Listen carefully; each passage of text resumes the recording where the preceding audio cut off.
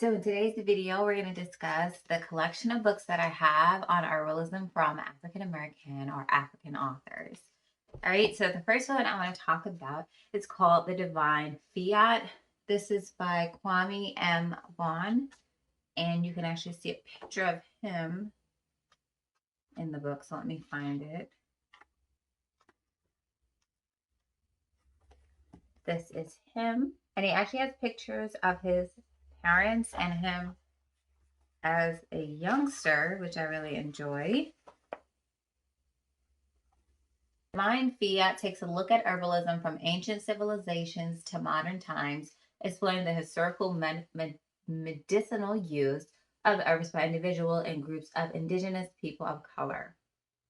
You can learn things here that you never learned in school. So that's what it says on the back. And so let's talk about some of the table of contents, some of the content that you will find in here.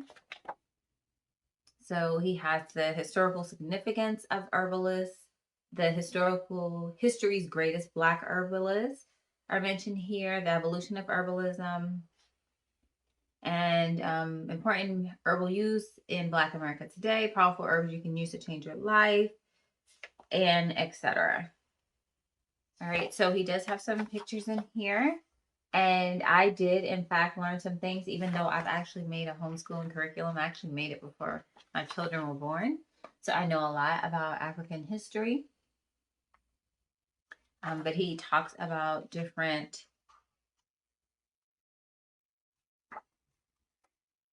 herbalists that I've never heard of. So this is actually a really good book. I picked it up. It was about $25, and they only sell it specifically on their site. So I'll make sure I go ahead and list this down below.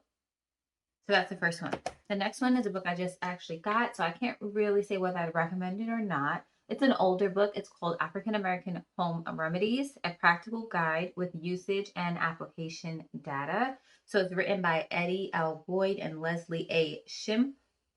And it looks like maybe they're pharmacists. I don't know the abbreviations here.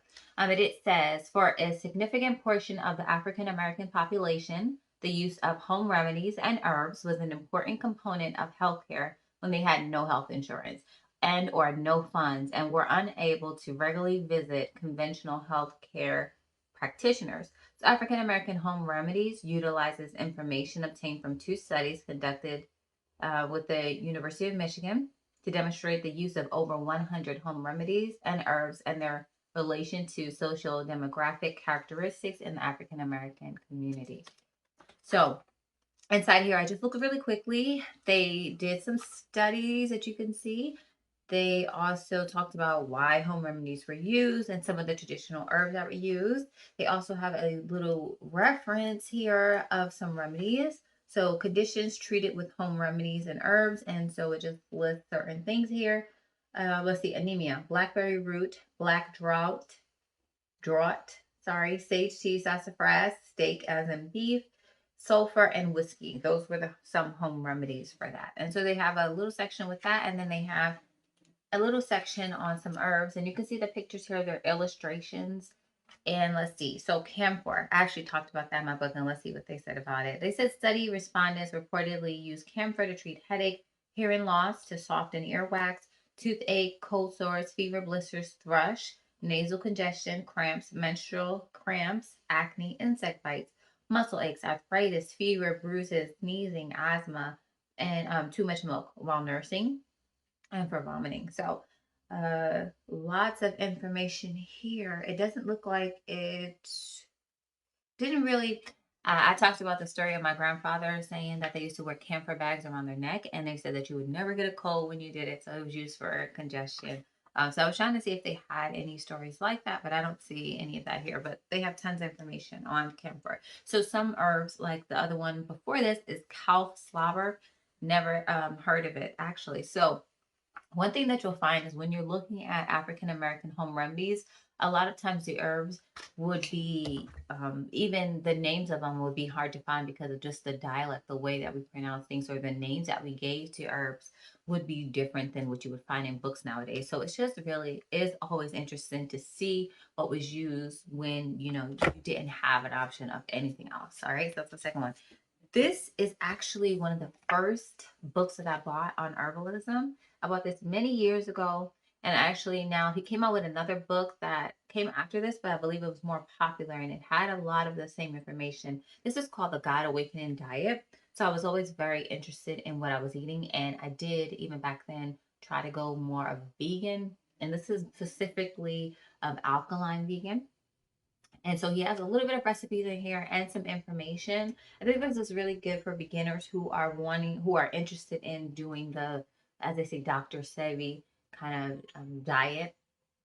And so he has some information in here of what you can have, what you can't have, why, how to do herbal cleansing, and different things like that. I wouldn't say this is like the best book for herbs, and I wouldn't say that I wouldn't knock necessarily his knowledge or whatever, but the herbs are very minimal and very little herbal information. It's more about food and that type of health, which is, equally as important.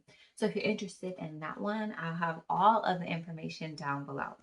The next one is actually a book that I just purchased, and I just found out that it came out just a couple of months ago, and it's very well rated. And I just saw like a little preview of it, and it's actually has some similarities, a lot actually, to my book that's coming out. But it is a smaller book, and it doesn't have that many herbs. What she does is she breaks it down into systems, which is just pretty much how like Africans look. We look at systems and not necessarily, even just the organs or even just symptoms. We look at the body as a whole. And so she kind of broke it down in that way. So she has circulatory health, respiratory health, digestive health, liver health, and sexual health, skin health, and nervous system and immune system. So she does have 8 different systems, and then there's about 5 herbs in each of them. So she probably only talked about maybe about 50 herbs or so in here. And I do love the illustrations. She has pictures of herself actually in her store in New York.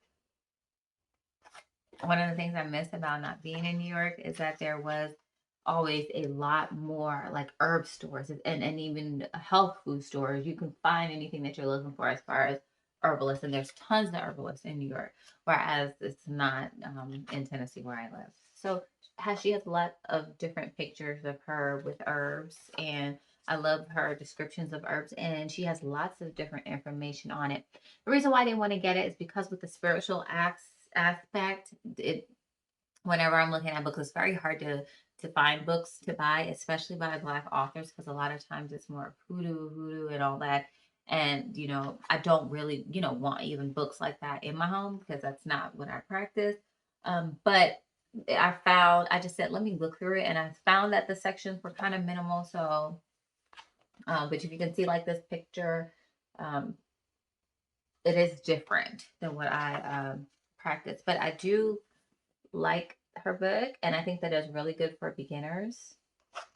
And if you're not interested in learning about like spiritual aspects, not necessarily like scientific herbs, but more like spiritual, then you might not actually like that book. So another book that I have that I just recently got is this one. Actually, it's an older book as well, and you can actually see the authors on the back. It is called The Physician's Guide: Natural Health for African Americans. So these are by 2 MDs, Marcellus A. Walker and Kenneth B. Singleton. Okay. And so this has lifestyle and prescription-free remedies for hypertension, diabetes, kidney problems, stroke, obesity, stress, heart disease, syndrome X, and more. So this book, I get a lot of my books actually like old library books that I buy, and this was one of them. This book was from, was it 1999? So it is an older book, over 20 years, but you'll find that, the same problems that we had as a community, hypertension, kidney problems, diabetes, obesity, still are very much paramount. So the statistics, when they're talking about them, you can bet that they're going to be worse. And actually, in my book that's coming out, I did talk about the statistics of all of these different herbs. So you'll see that we don't do very well in the health aspects for a lot of different things. Unfortunately, things are more prevalent in our community. But it talks about living with stress, prejudice, and negative emotions, and how that impacts our health. Developing a strategy for weight control, designing a detoxification program, talk about nutritional supplements, minimizing environmental risks, stabilizing blood sugar, talk about cardiovascular disease, giving up alcohol, drugs, and tobacco, a holistic approach to avoiding cancer, exploring what it means to be Black, female, and healthy. So that's interesting. That's about the women's bodies and women's health and chronic complaints. So this is just a wealth of knowledge. It really is a beginner-friendly book if you want to understand about some of the problems that probably plague people in your family. This is a really good one. So let me just recap on the books that I've talked about so far before we go into the next one. And I'll actually show you the next books that we're going to talk about.